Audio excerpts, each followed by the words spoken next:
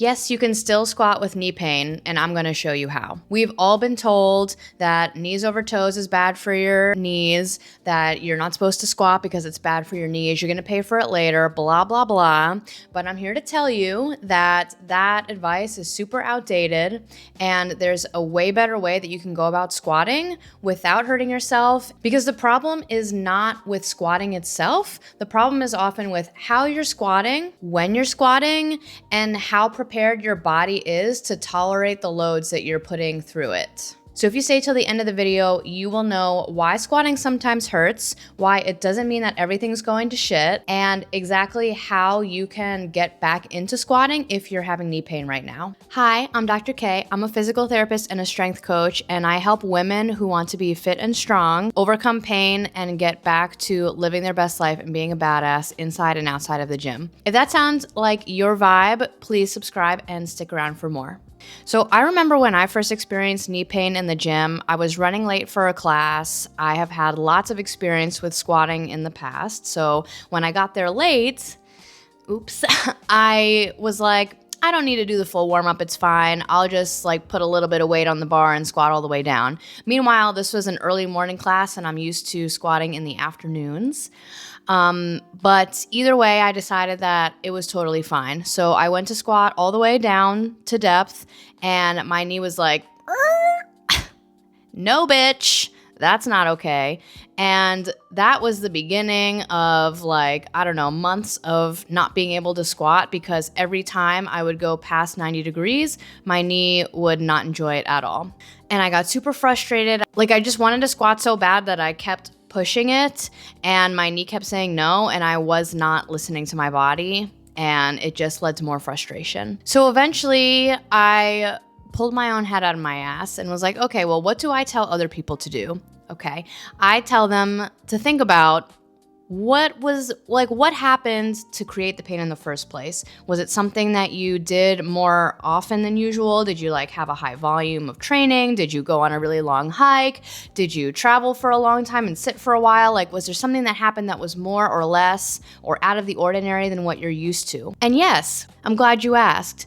I don't usually squat in the morning. I usually warm up. I usually am not super tired when I go to lift heavy, and all of those things were what led up to that knee pain flaring up. So there's way more nuance to this whole argument than squatting equals bad. Okay, well, let's take some context into consideration. So all of those things that I was experiencing were contributing to my body's pain response. So that's a really important takeaway from this, is that movements are not inherently bad for you, but if you're not ready for them, if something is different than usual, if your body is not in a place to withstand what you're asking for it to withstand, then that can be when things can be bad for you, because your body's not ready and you're doing it anyway, basically. So then the real problem is not the movement itself, but the dosage. When I had this knee pain and I was finally okay, let's do something about it, I started to use some tempo variations, some isometric variations,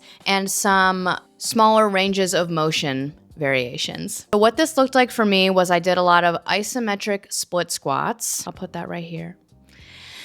These are great because they load up your muscles, they load up the tendons, but they don't bring your joints through a super large range of motion where there can be some pain. I was able to get blood flow to the area, get those muscles to contract, put some load through the tendons in a friendly way that my body felt safe with.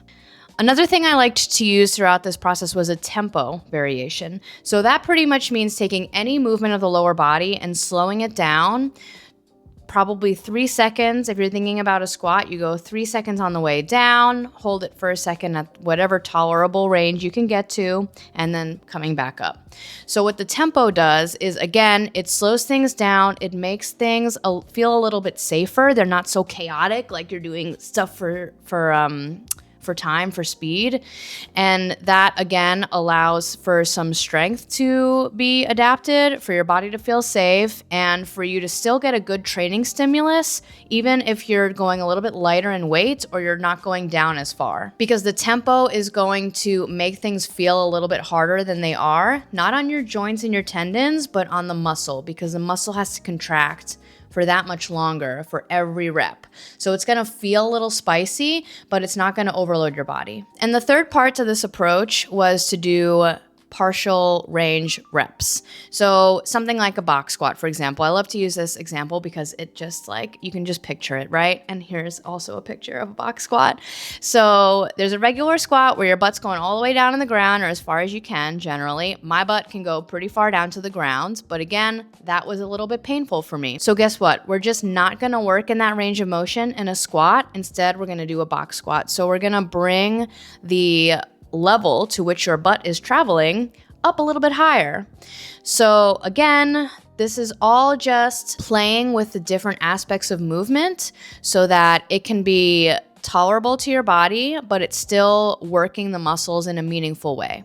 And throughout all of this, I was able to lift really heavy, like not that heavy, but like I was able to lift heavy because I didn't have pain stopping me. So that was cool.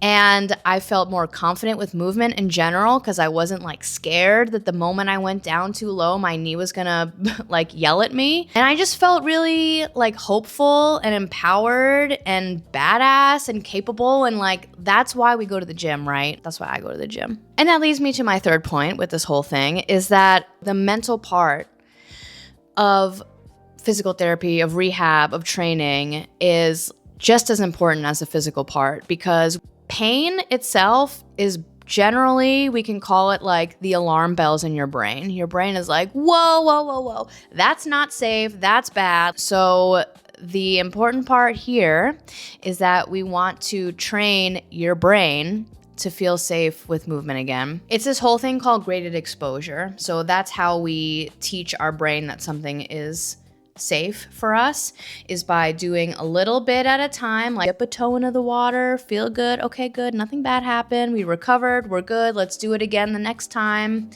And over time, doing one thing at a time, progressing in a nice linear fashion, that's how we get through the pain and gain the trust of our brains again.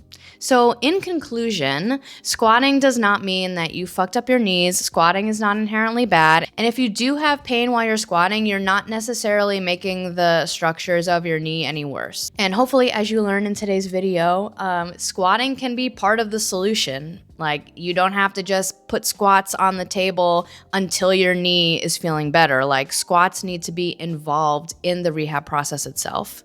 If you need help with your own rehab process, that's exactly what I do with my clients. I take them through their rehab and lifting together because they are on the same coin. It's the same thing. It's just playing around with the variables like we learned today. So if that's speaking to you, then you can apply to work with me down below in a link.